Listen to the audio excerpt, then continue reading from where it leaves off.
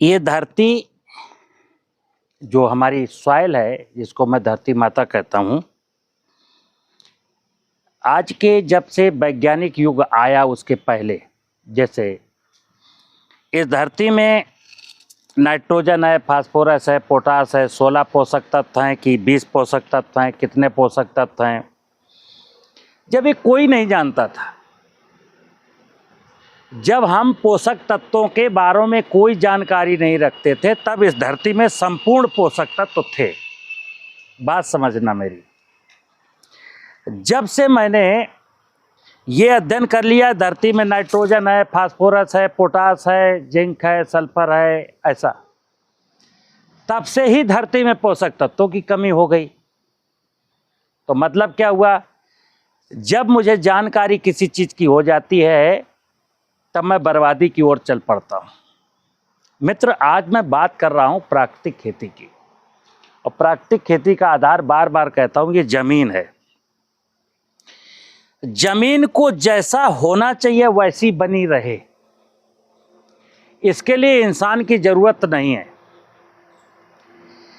कल्पना करना कि जैसे आज मैं कहता हूं जंगल में जाएंगे तो जंगल में किसी भी वनस्पति को, और आप पूरे देश के दुनिया के जंगल घुमाइए, मुझको जो इतनी बात मैं बोलता हूं, इतनी फ्रैंकली बोल लेता हूं, इतनी दमदारी के साथ बोल लेता हूं, वो इसलिए बोल लेता हूं कि मैंने इस बात को जंगल में जाके अध्ययन किया, और जंगल का अध्ययन का विषय मेरा 4 साल का रहा है। मेरा 4 साल में कम से कम 100 दिन जंगल में मैं रहा हूँ।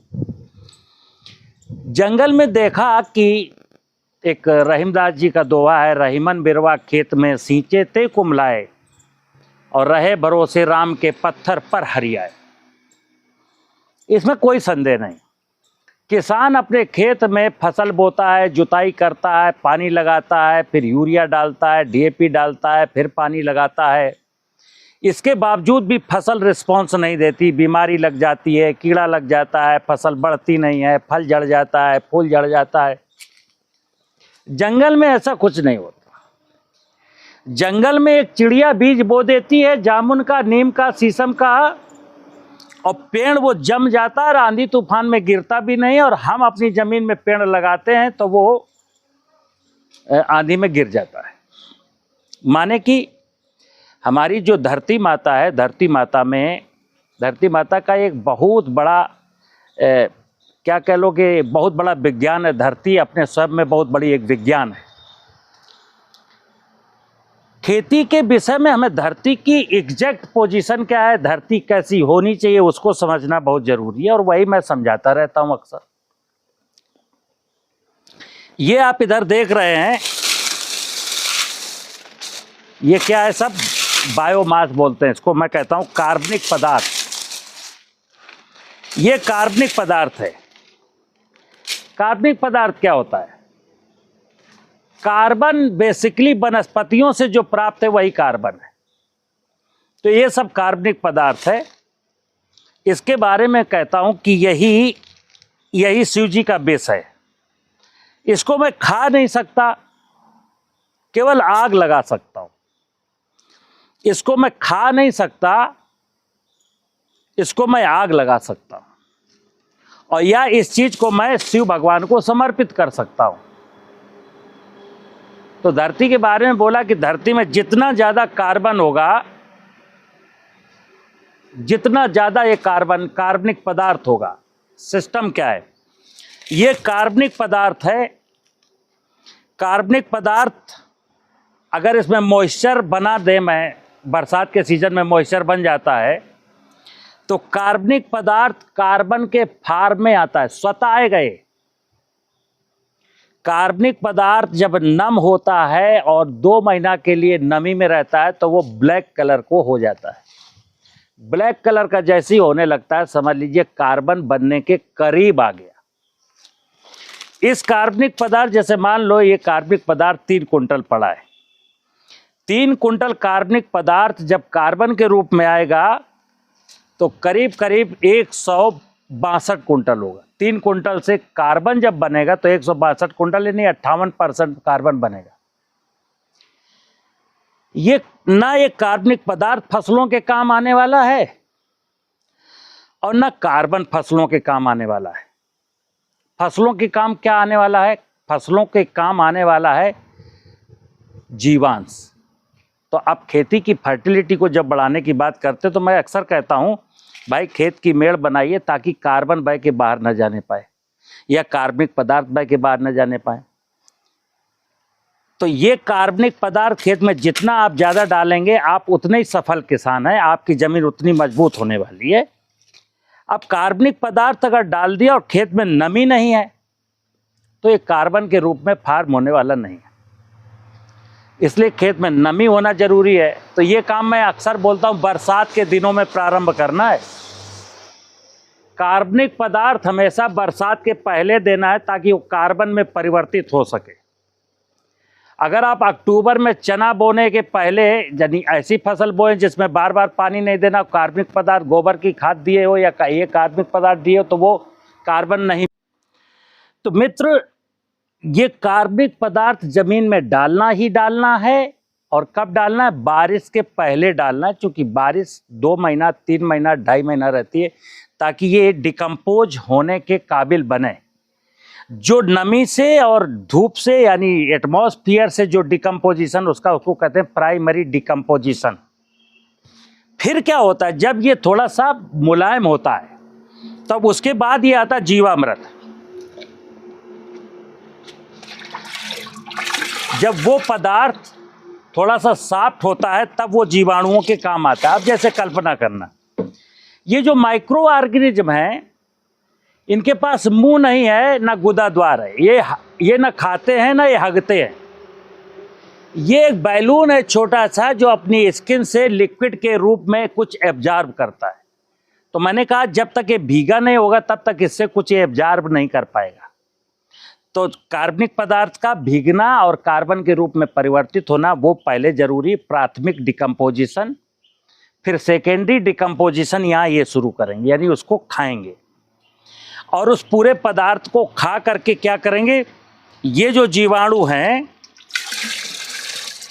ये जीवाणु कभी हमारे खेत में हुआ करते थे। जैसे मैंने बोला कि धरती पहले स्ट्रांग थी जब मैं कुछ नहीं जानता था, जब खेती के तौर तरीके नहीं जानता तब तो ज़मीन बहुत स्ट्रांग थी और ये सोना उगलती थी। ये लोगों ने गलत बताया कि मैं भूखों मरता था। भूखों मरते थे उसकी एक कहानी है, मैं पहले कई बार बता चुका हूँ कि ब्रिटिश पीरियड में ये बदमाशी हुई कि हमारे देश की जो खेती की संस्कृति थी उसका स्वरूप विकृत किया गया। तो ये जीवाणु आधुनिक कृषि तकनीकी में क्या हुआ मित्र कि जब से यूरिया डीएपी पोटास आया तो मैंने इसमें हाथ डगाना बंद कर दिया। मतलब कि क्या करना यार, 1 बोरी यूरिया 1 बोरी डीएपी, इससे मैं दूर हो गया, हरी खाद से गोबर की खाद से दूर हो गया। दूसरा क्या हुआ, आधुनिक कृषि तकनीकी में मैंने पेस्टिसाइड डाल करके ये जो जीवाणु स्वतः जमीन में हुआ करते थे ये मैंने पेस्टिसाइड डाल के मार दिए। तो जमीन जिसको मैं कहता हूं माँ है, जिंदा है, उसकी जिंदा दिली तो गई, अब वो माँ गई मर। तो माँ में जीवाणु नहीं है और माँ में कार्बनिक पदार्थ नहीं है, तो माँ रिस्पॉन्स नहीं करती है। और आबादी इतनी ज़्यादा है कि मुझे खाद्यान्न तो उत्पादन बढ़ाना है, तो हमें बहुत ज़्यादा खाद्यान्न पैदा करना, चूँकि मेरी आबादी बहुत ज़्यादा है इसलिए हमको खाद्यान्न पैदा करने के लिए बहुत सारी लागत लगानी पड़ती है। उसी लागत में किसान टूट गया, बर्बाद हो गया, आत्महत्या की कगार पर पहुंच गया। कारण तो मैं एक ही चीज़ कहता हूँ, किसान को संपन्न होना है। मैं दावे के साथ कहता हूँ 5 काम कर ले किसान, खेत की मेड़ बना ले, फसलों का सारा अवशेष, पशुओं का मलमूत्र सारा बरसात के सीजन में खेत में लौटा दे और ये जीवामृत डाल दे, खेत की मेड़ों पर पेड़ लगा ले। 3-4 साल में उसके सारे दुख दर्द परमानेंट इलाज है। जैसे मैं एक चीज कहता हूं, हमको कैंसर हो गया है, मैं कैंसर का इंस्टीट्यूट खोज रहा हूं और मैं क्या कहता हूं, हमको हो गया ठीक है, अब आने वाली पीढ़ियों को कैंसर ना हो। अभी तक खेती में जो बिगाड़ हुआ हो गया, लेकिन अब आने वाली पीढ़ियों के लिए मैं खेती को ठीक कर दूं। कैसे ठीक करेंगे? ऐसे ठीक करेंगे। अब इन जीवाणुओं के बारे में बहुत सारे भ्रम हैं। सिंपल समझ, ज्यादा किसी से बहस नहीं करता, एक ही चीज कहता हूं कि जो आपकी जमीन के जीवाणु मरे, कौन से मरे हमें नहीं पता, कितने थे हमें नहीं पता, कितनी स्पीसीज थी वो भी नहीं पता, तो कितने मरे, कब मरे, कैसे मरे, चलिए हमें मालूम पेस्टिसाइड से मरे, गर्मियों से मरे, मिलेंगे कहां? तो ध्यान रखना, जमीन में लाखों प्रकार के जो जीवाणु मरे वो गाय के गोबर में नहीं है, वो गाय के पेशाब में भी नहीं है, वो जंगल की मिट्टी में ही है। इसीलिए बरगद के पेड़ के नीचे की मिट्टी बताई जाती है। लेकिन कौन सा बरगद का पेड़? जो बरगद का पेड़ अपने वैभव में सजा हुआ हो, जहाँ किसी प्रकार की कोई खुराफात ना हो, पक्का चबूतरा ना बनाया गया हो, झाड़ू ना लगाई जाती हो, पत्तियों को झाड़ के आग न लगाई जाती हो और नमी रहती हो, वो बरगद का पेड़ है। अब ऐसे पेड़ गांव में तो मिलते नहीं है, क्योंकि गांव में तो ज़्यादातर पूजा पाठ है, मंदिर है, झाड़ू लगती है, आग लगाई जाती है, ये साफ सफाई का चक्कर है। मैं कहता हूँ जंगल के जीवाणु, ये जंगल के जीवाणु सिंपल कॉन्सेप्ट है। मैं रोज बोलता हूँ, जैसे मेरे से बहुत रोज लोग सवाल करते कितनी चीनी डालें, कितना आटा डालें। मैं कहता हूँ वीडियो में देखो ना भाई, मैं रोज बताता हूँ, आज फिर बताने वाला। अगर ये मेरा जीवामृत आप ले जाएंगे 1 लीटर, सिर्फ 1 लीटर, लोग जब दूर से आते हैं तो मैं सोचता हूँ कि उनको 5 लीटर दे दूं, क्योंकि वो कहेंगे कि इतना दूर से आए यार 1 लीटर दिया बताओ, तो इसलिए 5 लीटर देता हूँ। नहीं, 1 लीटर ही बहुत है। 1 लीटर जीवामृत 1 ड्रम में डालिए, पानी भर दीजिए, 18 किलो चीनी डाल दीजिए, 35 दिन हिलाते रहिए ऐसे डंडे से।